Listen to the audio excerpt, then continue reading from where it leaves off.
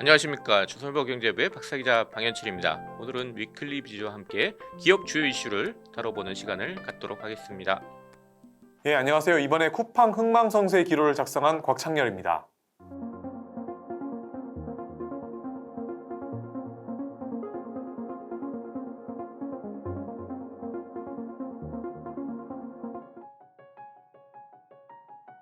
작년 3월에 이제 쿠팡이 뉴욕 증시에 상장을 성공했죠. 대박을 쳤다, 뭐 이렇게 됐다가 지금 얼마입니까? 무려 11.97달러입니다. 그러니까 한 5분의 1 정도 깎아 먹었죠. 계속 떨어졌습니다.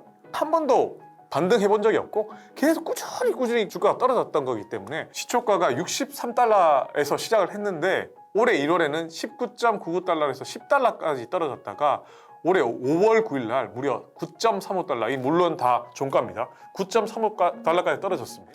아니, 주가가 바닥을 간다 했다가 이 지하실까지 떨어졌는데 도대체 어디까지 가야 되냐. 그러니까 당연히 여기에 돈을 태우고 있으면 불안하겠죠, 당연히. 쿠팡이 꿈꿨던 게 한국의 아마존이 되겠다. 이렇게 되면 과연 그 꿈을 이룰 수 있을까? 회의적인 사람도 꽤 나오고 있습니다, 지금. 한 번도 흑자를 내보지 못한 기업이니까 적자만 하는 기업이 언제까지 적자를 내서 살아남을 수 있겠느냐, 이런 거잖아요, 그죠? 이 방식이 과연 지속이 가능한지 의심하는 사람들이 되게 많습니다. 일반적으로 우리가 적자를 많이 내면 회사 망한다는 소리 나오잖아요. 물론 쿠팡도 망한다는 소리를 듣습니다. 근데 오히려 더 몸집을 굴리는 상황이죠. 그러니까 쿠팡이 어느 정도로 적자가 많이 났냐면 현재 2013년부터 작년까지 적자액이 무려 6조 1천억 원이 넘습니다. 이 정도 되면 적자가 6조 1천억 원이면 이게 살아남을 수가 없잖아요. 2015년 그때부터 상당히 그 뒷배가 있었습니다. 그게 바로 손정희 소프트그룹 회장인데요. 쿠팡이 한창 초창기에서 이제 로켓 배송 시작할 때부터 15년에는 1조 1천억 원을 투자했었고요. 2018년에는 이분이 갖고 있는 펀드가 2조 2,500원이 들어왔습니다. 이만큼 많이 돈이 들어오니까 당연히 사업하기가 상당한 뒷배가 되는 거겠죠. 근데 우리나라는 경쟁이 상당히 치열한 나라입니다. 누가 뭐 하나 하게 되면 또 따라오잖아요, 그죠? 쿠팡 전략은 멀찌감치 따라오는 애들 아예 못 따라오도록, 현재까지는 이게 어느 정도 맞아떨어졌기 때문에 시장 점유율이 압도적인데 이렇게까지 계속해서 적자를 내다 보면 사람이 양치기 소년처럼 돼가지고 곧 있으면 흑자 안 망할 거야, 우리 곧 있으면 흑자 낼 거야, 이렇게 될 수도 있잖아요. 그러다가 사람들이 이제는 아니잖아 이렇게 하다 보면 이게 심리잖아요, 심리. 그러니까 주가가 갑자기 확 빠지는데 지금 또 내려갈 주가도 사실은 없습니다. 11달러인데 여기서 또 어디까지 떨어질까요, 그렇죠? 작년에 쿠팡이 상장했을 때 보면 IB들이 상당히 좀 대체적으로 중립이었어요. 그러니까 살까 말까 할 때 그냥 일단은 보류한다. 웃돈 주고 살 만한 주식이 아니다. 그렇게 주장하는 것도 있는데 반해 상장을 주장했던 골드만삭스는 사야 된다. 그래서 목표 주가를 무려 60달러 잡았습니다. 지금 얼마입니까? 11.9달러죠. 상당한 손해를 봤을 수도 있고 뻥이라고 해야 되나요? 증권사 리포트대로 샀으면 전부 다 부자 될게요. 그건 아니잖아요, 그죠? 골드만삭스는 상장 주관사였으니까 지금 바닥이다, 계속 바닥이니까 언젠가는 올라간다, 그런 믿음도 있을 수도 있고요. 골드만삭스가 60달러만큼 이렇게 좋게 높게 받았지만 사실 반등 희망이 별로 없다는 의견도 상당히 많습니다. 그럼에도 불구하고 아직까지 큰 손들이 대거 매도했다는 이야기는 별로 없고요. 오히려 더 사고 있다는 게 이제 쿠팡 측의 의견입니다. 큰 손들이 이제 버티기 모델을 하는 거죠. 쿠팡이 상장을 했을 때 월가의 큰 손들, 그러니까 큰 기관들이 많이 사서요. MIT 공대, 미국 매사추세츠 공대잖아요. 여기서 투자를 하는데 작년 4분기에 주가가 29달러일 때 한 1,619만 주였습니다. 빌 앤 멀린다 게이츠 재단이 주가가 진짜 꼭대기에 있을 때 작년 1분기에 이제 49달러일 때 571만 주를 샀는데 지금이 11달러니까 뭐 엄청나게 손해를 받겠죠, 그죠? 그 다음에 이제 테슬라를 발굴한 것으로 알려진 영국의 자산운용사 베일리 기포드라는 곳이 작년 말에 6,461만 주를 샀고요. 올해 1분기에 또 샀어요. 4,500만 주를 샀는데 돈 아깝지 않을까, 이런 생각도 드네요. 우리나라도 그런데 국민연금이 작년 3, 4분기에 평균 39.4달러일 때 샀는데요. 상당한 낭패를 받겠죠.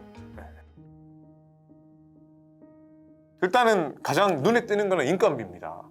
쿠팡이 사실 좋은 기업이라고 소문난 거는 사람 많이 채용해준다. 그 이유 중에 하나가 물류센터에 쿠팡맨들이 되게 많잖아요. 로켓 배송, 그러니까 오늘 주문하면 내일 온다. 이 일반적인 물류센터에서 떼오고 대구 서울에서 부산 왔다, 서울에서 대구 왔다가 부산 가는 그런 방식하고는 차원을 다른 거죠.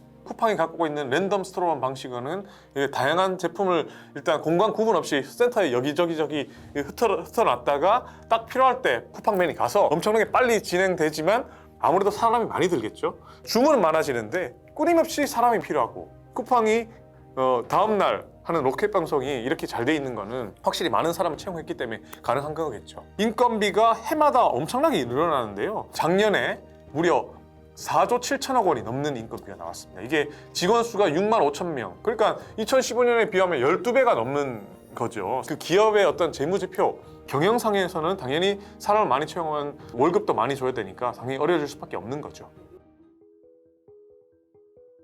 네, 그 쿠팡이 긍정론이 있는데요. 전 세계적으로 인플레이션 심하고 경기 침체 있으니까 주가가 다 빠지고 있잖아요. 그러니까 쿠팡만 빠지는 게 아니다. 훨씬 더 많이 빠진 것이 지하실을 뚫은 것도 많다 이런 게 있는데 잘 아시는 넷플릭스 6개월 동안 70% 떨어졌습니다. 우리나라에서는 잘 알려지지 않았죠. 이커머스 업체인 쇼피파이라는 곳이 있는데 이건 76.8%가 떨어졌고요. 쿠팡이 그 기간에 그나마 60% 떨어졌으니까 얘네들보다 우리가 좀 괜찮다 이렇게 나오는 이야기도 있습니다. 지금 이제 완전 저점이라고 이야기하는 사람들도 있고요.